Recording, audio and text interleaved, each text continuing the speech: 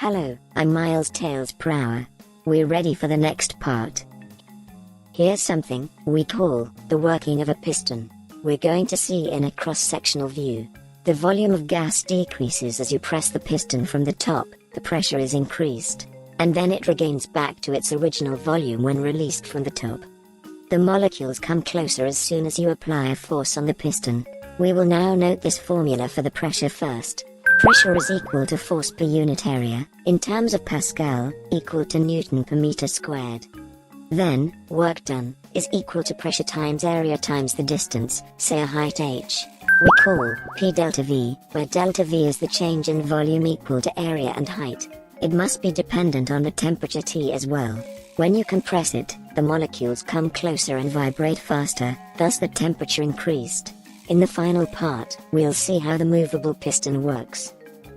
Like, comment, and subscribe now on YouTube.